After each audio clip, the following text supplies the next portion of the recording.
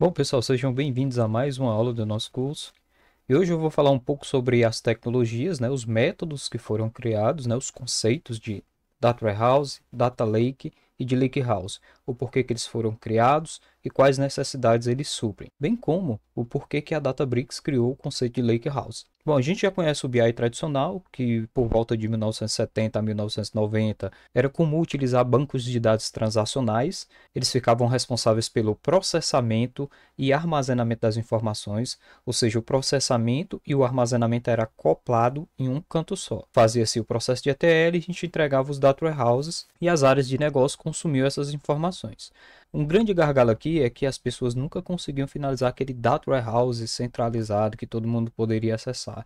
Era um processo muito custoso. Isso a priori foi o email que criou esse conceito de data warehouse central, né? E como era muito custoso, demorava-se muito para criar um data warehouse centralizado para poder fazer a entrega completa para todas as áreas. Veio o Kimball com o seu modelo Star Schema e surgiu o conceito de data marts. Então eu entrego um data mart para uma área, entrego um data mart para outra e assim vai até finalizar. Depois que esses data marts estivessem prontos, aí eu consumia esses data marts e gerava um data warehouse centralizado. Nunca as pessoas conseguiam finalizar esses data marts porque por uma área o cliente era a pessoa e para outro cliente era o funcionário e para outro setor a empresa era o cliente e aí gerava-se uma confusão e nunca conseguia finalizar, mas deu uma grande melhoria para as áreas de negócio terem os seus dados analíticos e conseguirem tomar decisões com base nesses dados. O tempo foi passando, a internet foi disseminando, e aí, por volta de 2000 a 2003, começaram a surgir as redes sociais. E nessas redes sociais, a gente precisava armazenar texto, né, que eram os comentários, os vídeos, as fotos, os áudios. Então surgiram vários formatos de arquivos. E como esses formatos não eram estruturados, eram semi-estruturados ou não estruturados, surgiu a necessidade de criar os data lakes. Ou seja, o data lake ele tinha a capacidade de armazenar todas essas estruturas que nos bancos tradicionais a gente tinha essa dificuldade. Então no data lake a gente conseguia armazenar grandes volumes de dados. O problema do data lake é que a gente não conseguia processar esses dados. Então a gente fazia o processamento externo, não era um problema, a pessoa tinha que fazer o processamento externo. Só que o problema é que eu tinha que fazer carga em um banco de dados relacional.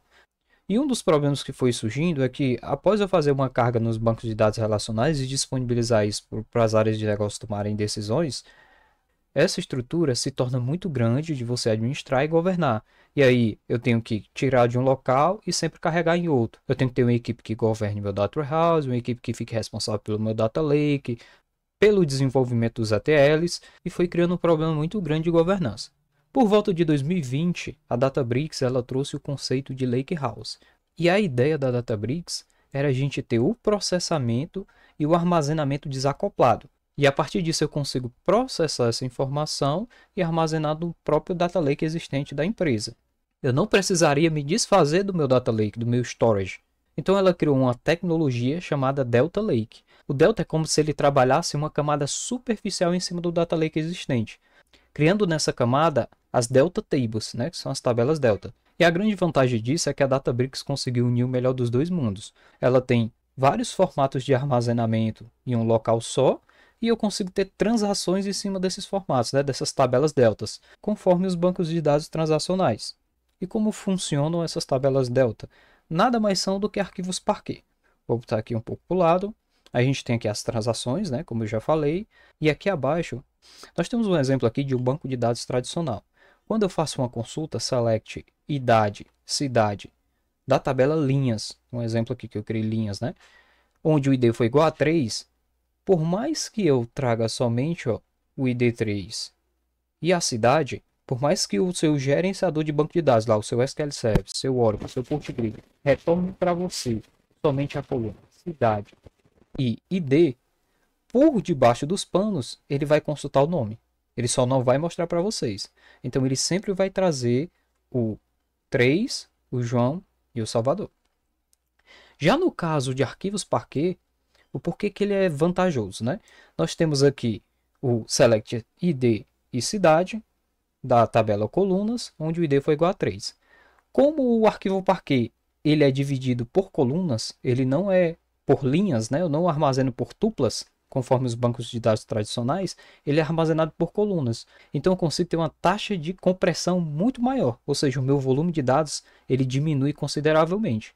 Não só isso, a vantagem é que quando eu consultar o ID, por ele ser dividido por colunas, não por registros, por linhas, né, por tuplas, ele vai trazer o ID 3 e o cidade, que é o Salvador, não consultando a tabela nome. Torna a minha consulta muito mais rápida. Bom, explicado aqui as vantagens, vamos falar um pouco sobre a tecnologia Delta Lake, né? A Databricks ela tornou o Delta Lake open source. A gente tem algumas funcionalidades muito bacanas aqui no Delta, que a gente vai trabalhar isso ao longo do nosso treinamento. Não vou mostrar tudo, mas o que for possível a gente vai mostrar. Lembrando que a Databricks, né? Ela tem a sua tecnologia. Databricks ela é uma empresa, mas tem lá o Databricks onde você consegue fazer todo esse gerenciamento, né? E lá no Databricks você tem funcionalidades a mais do que aqui no Open Source. Lá no Databricks você consegue criar os Delta Live Tables, os Delta Stream Tables. Você tem outras funcionalidades que no Open Source a gente não vai ter. Ela vai implementando conforme o tempo, né? Mas no Open Source a gente não tem. O que a gente tem? A gente tem as transações ACID, que eu já comentei, né? A gente consegue escalar os metadados. A gente tem um conceito de Time Travel, né? Que eu criei uma Delta Table, excluí registro dessa tabela. E aí eu consigo voltar no tempo, caso eu tenha escolhido algum registro erroneamente. Ela é 100% open source. Nós conseguimos unificar o batch, né, que é o carregamento em lote, né, que é o que a gente vai trabalhar, com o stream, né, a gente consegue fazer os dois ao mesmo tempo. A gente tem um Schema Evolution. O que é esse Schema Evolution? É basicamente você criar uma tabela delta. Vamos supor que ela tem 3 colunas. Essas 3 colunas têm 3 tipos de dados. Suponhamos que na sua origem quando você carregou essas 3 colunas, na sua origem alterou. Uma pessoa adicionou uma coluna a mais. E aí, quando você foi carregar, falhou. Na tabela delta, existe um recurso que é o Schema Evolution. Você consegue forçar o esquema e aí ele consegue escrever na tabela delta sem dar falha. Eu consigo passar esse parâmetro Schema Mode e ele já consegue escrever sem dar nenhum problema, sem eu precisar mapear colunas, né? A gente tem a auditoria, né? A gente consegue ver o histórico e a gente tem as operações DML, como a gente tem nos bancos de dados transacionais. Descendo um pouco mais aqui, vou falar um pouco da arquitetura medalhão. A Databricks, em 2020, ela trouxe esse conceito de arquitetura medalhão, que é uma divisão de dados em camadas, né, em silos. Então a gente tem aqui a bronze, que são os dados brutos. Nós temos a silver, que são os dados já refinados, moderadamente, limpos, né? E temos a gold, né, que é a business, onde eu vou entregar esses dados já tratados para cada área de negócio conforme as necessidades. No nosso projeto, nós vamos adicionar uma camada a mais, que é a Land, que é a Land Zone. Vou explicar um pouco mais aqui abaixo para que vocês entendam como funcionam essas camadas e o porquê que nós vamos utilizar a Land. Aqui a arquitetura medalhão, né, onde tem a bronze, a silver e a gold. Na bronze, a gente tem os dados imutáveis, né, eles são os dados brutos mesmo, conforme ele vem, a gente tem que jogar na nossa camada bronze. Contém todo o histórico já extraído, então a gente armazena o histórico na bronze. E a gente faz a inclusão de metadados, que são o volume de dados daquele arquivo, de onde ele veio, qual foi a ferramenta que carregou, qual foi a data, qual foi o usuário, né? Então é importante que você adicione alguns metadados. Já a camada Silver traz fontes combinadas, ou seja, daqui da bronze eu vou levar para Silver, eu já posso fazer cruzamentos, né, joins, eu mantenho o grão do dado, não vou filtrar, né, eu mantenho o grão, levo para minha Silver, limpar moderadamente somente o que for necessário, né, porque a limpeza mesmo que você vai entregar para a área de negócio é da Silver para a Gold, né?